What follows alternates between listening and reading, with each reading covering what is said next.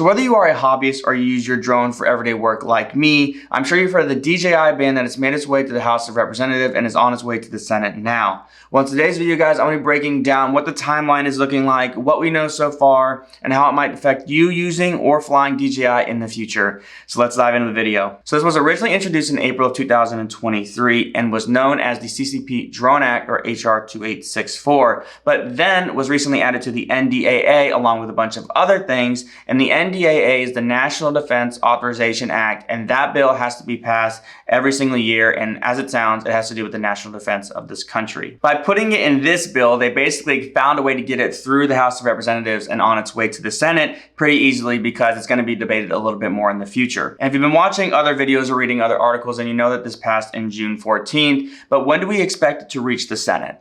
Well, it's expected to reach the Senate around early December. If you look at the other NDAAs, it's presented to the Senate usually the first week of December. I believe last year's was presented on December 7th, and the year before that it was December 3rd or December 8th. I looked up a couple years, but it was basically the first week of December, and then it moves. Once it has the bipartisan level of agreement, then it reaches the president for the president's signature about a week or two later. Again, it's in the NDAA, so this is a larger bill. It's not like it's just focused on DJI and, it's going to the Senate to talk about DJI. There's a lot of things that are being introduced in this bill. So we don't really know exactly what it's going to entail, how it could shift, but there's a lot of things that could happen between now and then. So it's going to require a lot of focused attention on this actual subject. Regardless of the decision or the outcome, the NDAA is usually enacted around the first week of February, according to government websites. So if everything about DJI is enacted in the NDAA the first week of February, one of the first things that is going to happen is a DJI drone under Section 223 is going to be broken down, stripped for parts,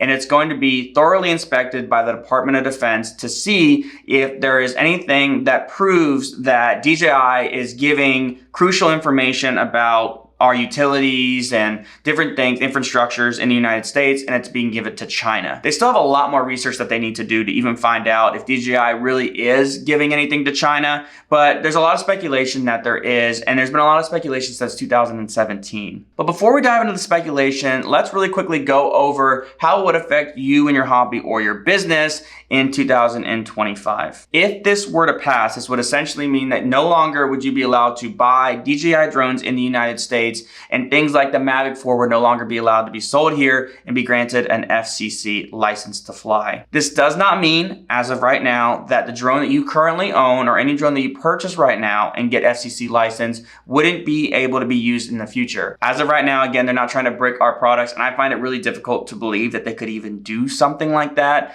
I mean, there's so many DJI drones here in the country now that I find it rather difficult to think that they would find a way to be able to just ground all of our drones and not be able to have them take off. If anything, it would require possibly like a software update. But again, I'm not a network guy. I don't really know too much about that. But in my opinion, I find that to be pretty unreasonable and unrealistic. DJI drones have massive applications, and whether you're using them as a hobby or for real estate or even to save somebody's life, there's going to be a lot of backlash already with this, as you can probably already tell. And there's going to be a lot of pushback, and we're going to see what happens in the future. Now, again, in my personal opinion, and this is just my opinion, I feel like this is just more of a politically motivated and personally motivated vendetta against DJI. I don't think DJI is really doing anything wrong, but I think that, just in my opinion, that a lot of people see DJI as a massive threat. I mean, DJI is constantly innovating and isn't allowing their competition to catch up. I mean, it's no secret that DJI products are far above other competition, and there's really no comparison, especially in the consumer drone industry. Now let's dive a little bit into the speculation around DJI, specifically a letter that was just submitted to Congress. I'm not going to bore you with all the details, but the letter basically suggests that there's any classified information that it should be deemed as public knowledge, or should be released to the public,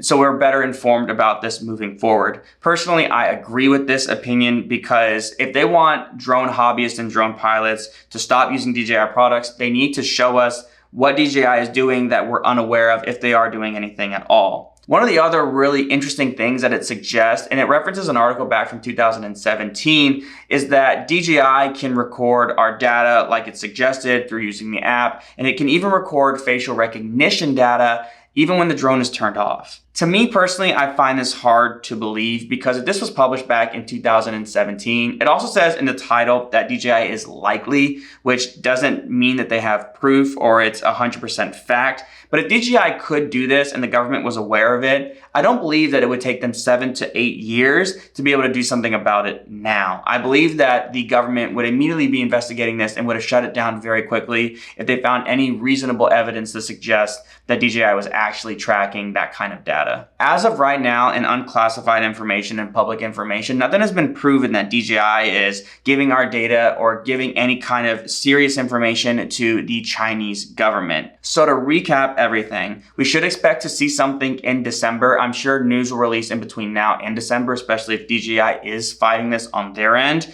I haven't seen too much besides an Instagram post from DJI, but I'm sure they're doing a lot because the US market is a massive market for them, arguably probably one of the biggest markets for them. And I'm sure they're going to be fighting this tooth and nail to make sure that this doesn't go through.